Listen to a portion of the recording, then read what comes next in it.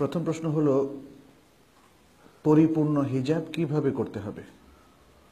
পরিপূর্ণ হিজাব মানে হিজাবটা কমপ্লিটলি করলেই পরিপূর্ণ হবে। হিজাব যদি হাফ করেন তাহলে হিজাব হাফ হবে। হিজাব যদি 1/4 করেন তাহলে 1/4 হবে। এটা হচ্ছে ওই যে কাকে যেন প্রশ্ন করেছিল, মোল্লাজি না, মোল্লাজি ওয়ানকে সম্ভবত, যাই হোক, যে বলছে চৌবাচ্চা কতটুকু পানি আছে, মানে একটা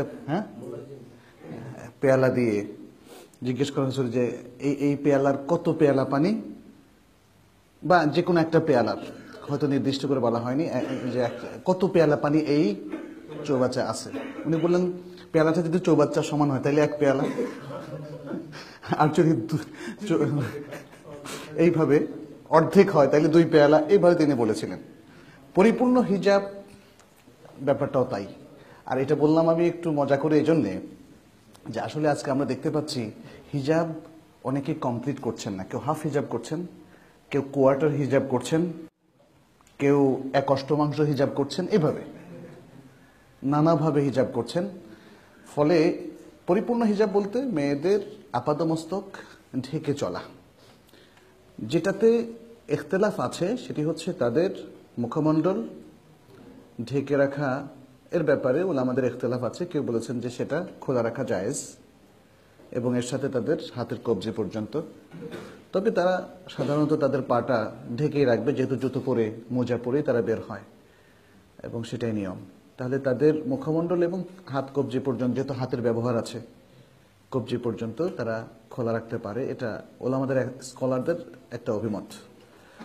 আর একটা খুব শক্তিশালী অভিমত হচ্ছে, যেমন বর্তমান যুগের যিনি কিছুদিন আগে ইন্তেকাল করেছেন, কয়েক বছর আগে, শেখ সালেহ বিন উসাইমিন এবং আরো অনেক আলেম, তারা বলেন যে যেহেতু মুখমণ্ডল মেয়েদের সৌন্দর্যের আধার, মূল জায়গা, অতএব আসলে সেটাও ঢেকে রাখাটা ওয়াজিব, একমাত্র জরুরত ছাড়া।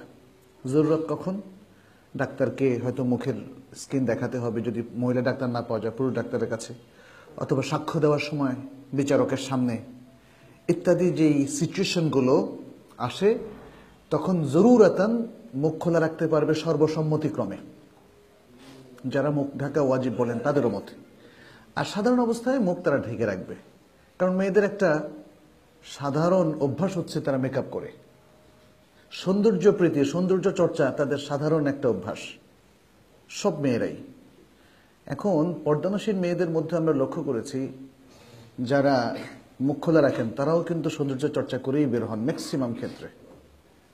তো এখন কোরআন বলেছে ওলা ইউবদিনা যিনাতাহুন্না ইল্লা মা যাহারা মিনহা, তারা তাদের সৌন্দর্যকে ঢেকে রাখবে, প্রকাশ করবে না। তবে যেটা অটোমেটিক প্রকাশ হয়, পোশাকের বাইরের অংশটা, তাতে কোনো অসুবিধা নাই। তাহলে মেয়েরা তাদের সৌন্দর্য আসলে শুধুমাত্র তার মাহরামদের মধ্যে সীমাবদ্ধ রাখবে।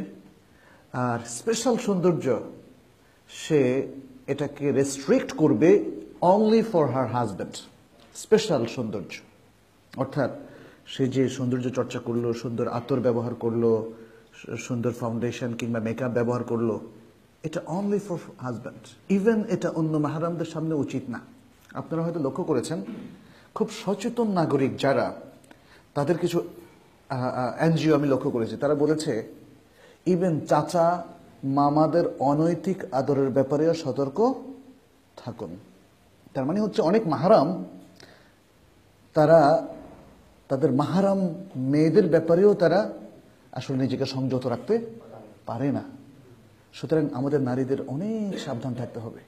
আপনি নারী হয়েছেন, আল্লাহ সুন্দর করেছেন, তাই বলে সৌন্দর্যকে সারা বিশ্বের সামনে তুলে ধরতে হবে, এই ধারণাটা পাশ্চাত্যের কৃষ্টি কালচার, এটা আমাদের নয়। আজকে সুন্দরী নারী প্রতিযোগিতা, এই সেই, এগুলোর দ্বারা বোঝা যাচ্ছে যে তারা মনে করে নারীদের জন্মই হয়েছে তাদের সৌন্দর্যকে পৃথিবীবাসীর সামনে তুলে ধরার জন্য। ওয়া ইয়াযু বিল্লাহ, এটা ঠিক নয়। আসলে আমরা পরকালে বিশ্বাসী, আল্লাহর হাসর, জাযা, বিচার, এগুলোর প্রতি আমরা বিশ্বাসী। অতএব হিজাবটা কি মেয়েরা খুব গুরুত্বের সাথে নেবেন। হিজাবটা হচ্ছে ইবাদা, হিজাব প্রথা নয়, মুসলিম শুধুমাত্র কালচার নয়, হিজাবটা হচ্ছে ইবাদা এবং এটা ফরজ ইবাদা। অতএব হিজাবটা যে যত কমপ্লিট করলেন তার হিজাব তত সুন্দর হলো।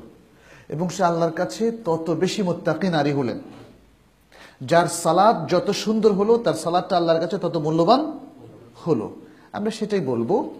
এজন্য আমরা দেখতে পাচ্ছি যে সমাজে তাকওয়ার মানদণ্ড সবাই সমান নন, সালাত সবাই সুন্দরভাবে পড়েন না, হিজাবও সব নারীরা সুন্দরভাবে করেন না। আর আজকাল হিজাবের ফ্যাশনও বের হয়েছে, সব ফ্যাশনের সাথে হিজাবের ফ্যাশন, হিজাবি নারীদের ফ্যাশনও বাইরেছে আবার। হ্যাঁ, এটা আমাদের কাছে মনে হয়, তবে নন হিজাবের চেয়ে একদম খারাপ সেটা আমি বলবো না, আমি যদি একদম নিরপেক্ষভাবে দেই, কারণ এটা হচ্ছে আমাদের একটা অভিমান থেকে আমরা বলি, আমাদের একটা কষ্ট থেকে বলি। তুমি হিজাব করছো, তোমাকে আবার প্রদর্শনের পণ্য করছো কেন তুমি নিজেকে, তাই না? এটা আমাদের কাছে বেশি কষ্টকর মনে হয়। মুসলিম যদি কোনো ভুল করে, অমুসলিম ভুল করার চাইতে সেটা আমাদের কাছে কষ্টদায়ক বেশি মনে হয়। সেখান থেকে, সেই ক্ষোভ থেকে এটা বলা যে মানে হিজাবি নারীরা যদি নিজেদের প্রদর্শন করে সেটা অহিজাবি নারীর চাইতে বেশি খারাপ, কথাটা সেখান থেকে। তবে আমি বলি, যেহেতু হিজাবের কথা উঠেছে, এক্ষেত্রে আমাদের মেয়েরা হিজাবটা ভালো কাপড় আপনি ব্যবহার করেন, রেশমি কাপড়, মেয়েদের জন্য রেশমি কাপড় জায়েজ। এক ধরনের রেশমি কাপড় আছে, একটু মোটা, এবং এটা কখনোই ভাঁজ হয় না, সুন্দর, এবং এটা একটু ঢিলা ঢালা করলে এত সুন্দর থাকে যে মনে হয় কোনো অভিজাত নারী যাচ্ছে, এটা যেমন মনে হয়, তেমনি শরীরকে বর্ণনা করে না।